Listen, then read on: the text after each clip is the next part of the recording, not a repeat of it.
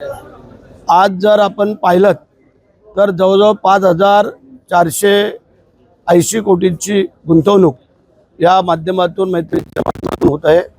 4000च्या पुढे रोजगार उपलब्ध होणार आहेत नोकऱ्यांसाठी। आणि आज जर आपण पाहिलं तर आमच्या कलेक्टर साहेबांनी पाटील साहेबांनी आपल्याला मगाशी सांगितलं गाईड्स केलेलं आहे की रायगड जिल्हा ह्याच्यामध्ये उद्योग क्षेत्रामध्ये कशी वाढ होत चाललेली आहे, ते अगदी समुद्रापासून ते जमिनीपर्यंत। आणि या सगळ्या बाबतीमध्ये मुंबई जवळ आहे, ठाणे जवळ आहे, पुणे जवळ आहे आणि त्याच्यामध्ये परदेशात जायला मग अगदी विमानतळ पण आपल्याला आता जवळ झालेला आहे पनवेलला। ह्या सगळ्या गोष्टीचा विचार करून निश्चितच पूर्वी तर आपण औद्योगिक जिल्हा म्हणून होता, पण त्याच्यात आणखीन वाढ पण होते। आणि त्याच्यामध्ये मुख्यमंत्री उपमुख्यमंत्र्यांनी तिसऱ्या मुंबईची पण घोषणा केलेली आहे।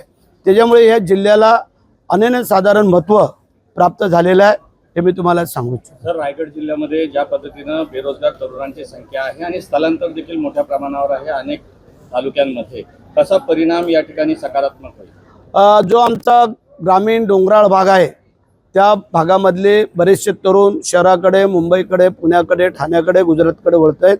तो ह्या माध्यमातून त्यांना आम्ही थांबवण्याचा थोडा प्रयत्न करू की त्यांना जर आपल्याच जिल्ह्यामध्ये आपल्याच तालुक्यामध्ये जर नोकऱ्या उपलब्ध झाल्या, व्यवसाय उपलब्ध झाले, तर त्यांना शहराकडे इतर कुठे जाण्याची आवश्यकता लागणार नाही।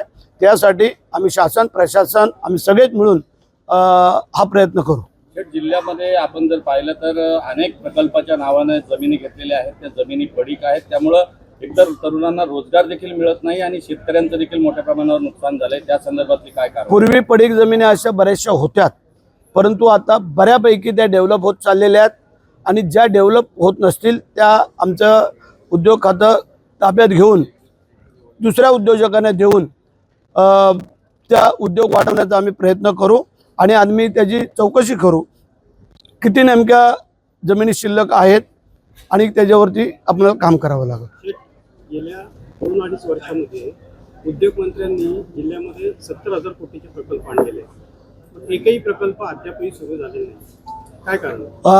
ह्या बाबतीमध्ये आम्ही निश्चितच उद्योग मंत्र्यांशी आम्ही मीटिंग घेऊ, त्यांची चर्चा करू। आमचे अधिकारी आम्ही सगळं MIDCचे अधिकारी आणि खरोखर त्याच्यामध्ये जर काय तफावत असेल तर ती दूर करू। दिघी पोर्टसाठी 14 गावाच्या लोकांनी विरोध केलेला आहे, याकडे कसं बघतो? ठीक आहे, आता जिथे नवीन उद्योग येतात तिथे विरोध हा होतोच, परंतु त्याच्यावरती विरोधावरती मात करून त्यांना समजावून सांगून जर तिथं आपलं जर दिघी पोर्ट झालं तर आपल्या जिल्ह्याचं कशा प्रकारे प्रगती होईल, तुमची कशा प्रकारे प्रगती होईल, हे आम्ही त्यांना समजून सांगण्याचा प्रयत्न करू। बांबू लागवड आणि मत्स्य व्यवसाय आहे, त्याला उभारी देण्यासाठी किंवा त्याच्या उन्नतीसाठी काय नवीन प्रयत्न असणार? मगाशी कलेक्टर साहेबांनी आपल्याला सांगितलं की आमचे करंजाला पोर्ट झालेला आहे, त्याप्रमाणे काही जर आणि 2-3 ठिकाणी झाले तर त्याच्यामध्ये आणखीन बोटी लावण्यासाठी जागा उपलब्ध होईल आणि व्यवसाय वाढेल की जो करोडो रुपयांमध्ये आणखीन कसा वाढवता येईल तो आम्ही बघू।